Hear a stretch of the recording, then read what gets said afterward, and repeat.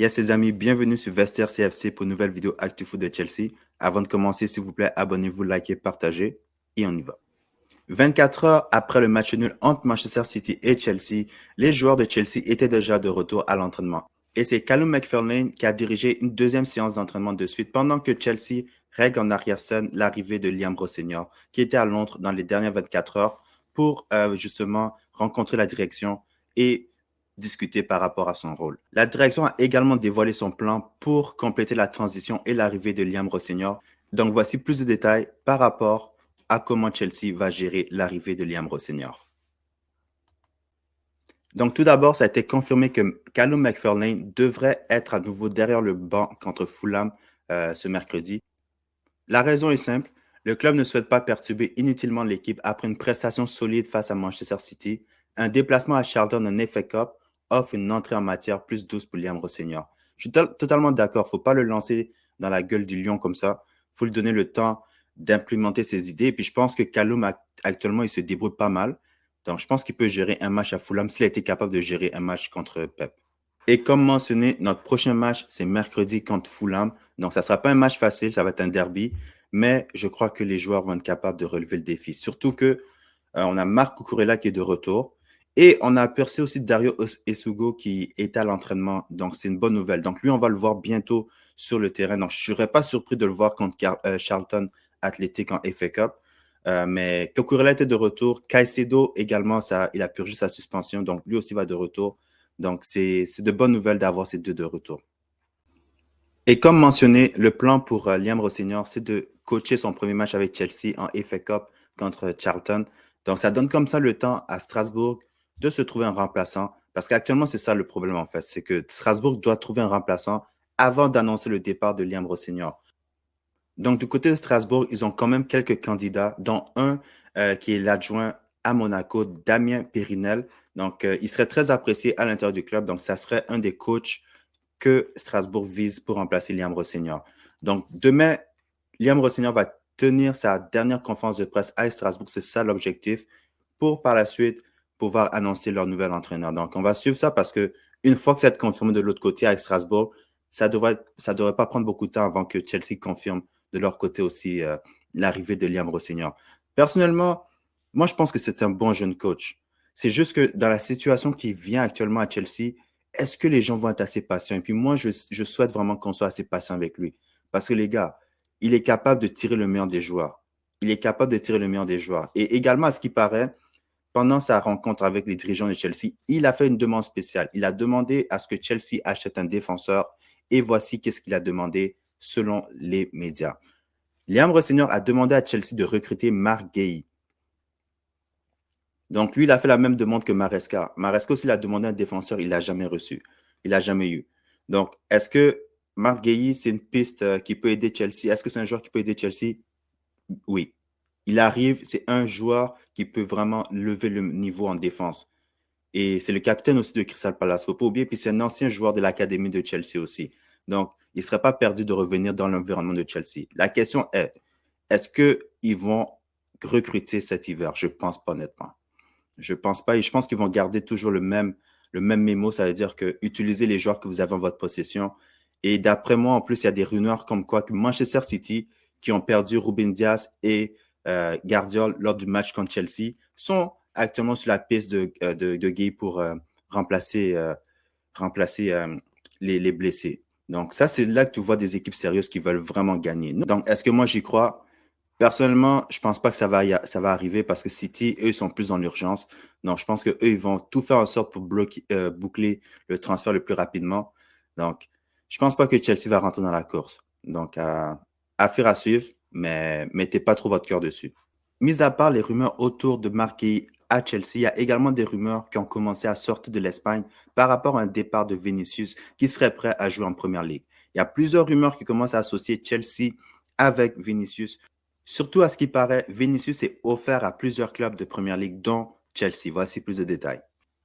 Donc, selon The Guardian, Chelsea prépare une offre de 150 millions d'euros pour Vinicius Junior. Le Brésilien n'a toujours pas prolongé son contrat au Real Madrid qui expire en juin 2027. L'Arabie Saoudite est également intéressée au joueur brésilien. Ma première réaction quand j'ai vu ça, j'ai dit Chelsea va jamais payer 158 millions pour Vinicius. Honnêtement, moi, je le prends à Chelsea. C'est sûr que s'il vient à Chelsea sur le côté gauche, il devient notre meilleur ailier gauche. J'ai rien à dire par rapport à ça. Mais le montant, tu sais déjà, Chelsea n'est pas prêt à payer ce montant-là. Et le salaire en plus que Vinicius va demander. Parce que le problème actuellement avec Vinicius au Real, c'est qu'il ne s'entend pas nécessairement bien avec Xabi Alonso.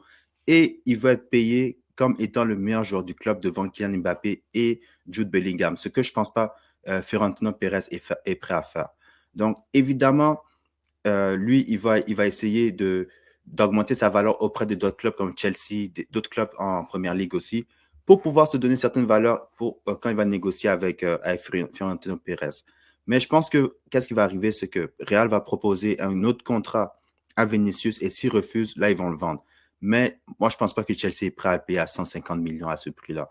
D'après moi, si Chelsea dépense 100 millions et plus sur des joueurs sur le marché actuellement, j'ai deux noms en tête. C'est Julian Alvarez d'Atlético Madrid et Morgan Rogers de Aston Villa. Tous deux ont joué à City en plus. Donc moi, c'est les deux joueurs que je vois que Chelsea pourrait claquer 100 millions et plus pour eux sur le marché des transferts. Mais Vinicius, je ne pense pas. Même si c'est un bon joueur, je ne pense pas que Chelsea est prêt à payer ce montant-là.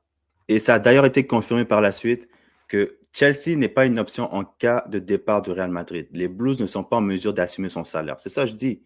Il y a une structure salariale en place actuellement à Chelsea. Et puis lui, s'il vient, il va demander au moins 250 000 livres sterling par semaine. Et puis Chelsea, je pense que eux, leur base, c'est 150 000 livres sterling par semaine avec des bonus au rendement. Mais je ne pense pas que Vinicius va accepter ça. Si Osimhen n'a pas accepté ce salaire-là, si Semenyo n'a pas accepté ce salaire-là, lui ne va pas accepter ce salaire-là. Donc, il ne faut pas prendre cette rumeur-là au sérieux, malgré que je vois plusieurs médias partager la nouvelle. Je ne pense pas que ça va être une rumeur qui va durer longtemps. Donc, mais si ça arrive, moi, je prends Vinicius tous les jours dans mon club devant Garnacho et Gittens. Donc, dis-moi dans les commentaires, qu'est-ce que vous pensez de cette rumeur de Vinicius et Chelsea? Est-ce que vous pensez que Vinicius, ça serait une bonne option pour Chelsea sur le marché des transferts? Prochaine nouvelle. 2026 vient tout juste de commencer, mais le jeu de la chaise musicale a également commencé du côté de la Première Ligue. Après avoir vu Maresca perdre son emploi, ça a été au tour de Ruben Amorim de perdre son emploi aujourd'hui. Ce qui me surprend vraiment, c'est que Maresca a perdu son emploi avant Ruben Amorim, qui avait des résultats vraiment inacceptables pour un club comme Manchester United.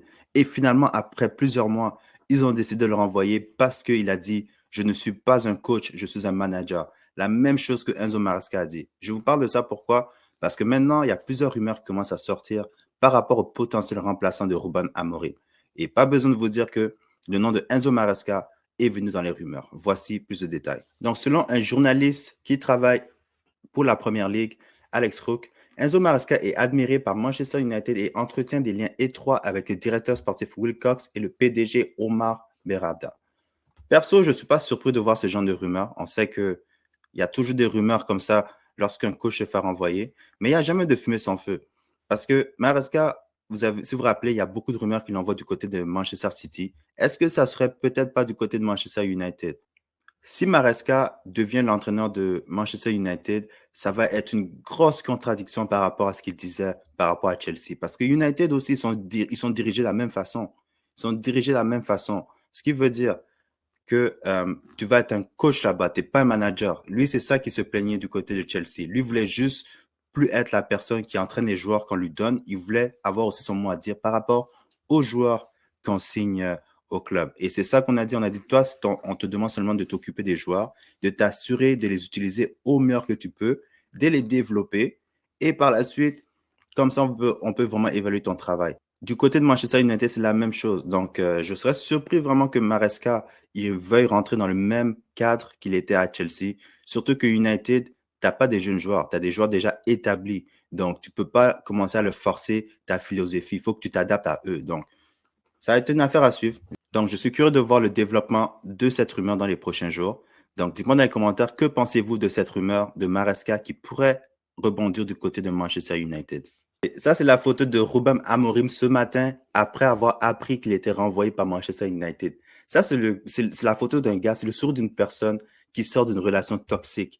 En plus, il sort de là avec 10 millions de livres sterling. Je vous dis, lui, c'est la meilleure chose qui pouvait arriver. Moi, je soupçonne Amorim d'avoir saboté United pour se faire virer. Parce que s'il quittait par lui-même, il n'a pas droit à ses primes. Mais s'il se faisait virer, il avait droit à toutes ses primes. Et là, à le voir sourire comme ça, tu vois que son plan a fonctionné. Et pour conclure l'actu autour de Chelsea, on a des nouvelles de Mikhail Mudryk qui fête aujourd'hui son 25e anniversaire de naissance. Donc, pourquoi je mentionne Mudryk aujourd'hui? C'est parce qu'il a fait un post sur Instagram. C'est la première fois qu'il le fait depuis l'annonce de sa suspension l'année passée. Ce qui est un signe, parce qu'il y a des rumeurs qui disent comme quoi Mudryk pourrait revenir. Parce que d'après moi, Chelsea n'aurait pas posté Mudryk s'il n'y a aucune chance qu'il revienne dans l'effectif. Donc, c'est sûr que si Mudryk revient, il ne va pas rentrer dans l'effectif, il ne va pas venir dans l'effectif directement. Il va devoir reprendre une forme de match. Donc, est-ce qu'il va pouvoir le faire du côté de Chelsea? Je ne pense pas. Donc, ce qui veut dire peut-être qu'il pourrait aller en prêt, je ne sais pas où, Strasbourg ou peu importe, pour reprendre vraiment un bon niveau pour pouvoir performer du côté de Chelsea. Donc, je sais que lui, Mudryk, c'est une personne qui s'entraîne quand même assez régulièrement, mais tu as quand même besoin d'avoir la forme de match. Parce que les gars, ils ont joué plusieurs matchs et puis ils sont à un certain niveau. Et Mudryk, ça va lui prendre du temps avant de rattraper l'écart. Donc, au moins, c'est bon d'avoir des nouvelles de Mudryk. On sait que c'est. Moi, personnellement, je préfère avoir Mudryk que Gittins et Garnacho actuellement. Mudryk, honnêtement, tu vois les habiletés et tu sais que c'est un gars qui essaie de faire la différence comparé à peut-être Garnacho. Gittins, tu vois qu'il essaye un petit peu plus, mais j'aime mieux avoir des joueurs comme Mudryk qui sont prêts à toujours essayer malgré les critiques. Donc, il ne faut pas oublier que Chelsea, ils ont quand même investi beaucoup d'argent sur Mudryk. Donc, moi, honnêtement, je ne suis pas prêt à abandonner sur lui. Je pense que avant qu'on annonce sa suspension, il commençait à montrer plusieurs choses qu'il était capable de faire. Il était un petit peu plus constant. Donc, j'espère que un prêt ou quelque chose comme ça va lui permettre de pouvoir reprendre un niveau et de avoir un avenir peut-être à Chelsea dans le futur. Donc, ceci fait le tour de l'actu autour de Chelsea. Donc, dis-moi, qu'est-ce que vous pensez des rumeurs par rapport à Marc Guéhi et Vinicius qui seraient peut-être dans le viseur de Chelsea, et également de Maresca qui pourrait aller du côté de Manchester United. Dites-moi aussi par rapport au retour potentiel de Mikhail Mudryk ce mois-ci. Abonnez-vous, likez, partagez et on se retrouve dans une prochaine vidéo.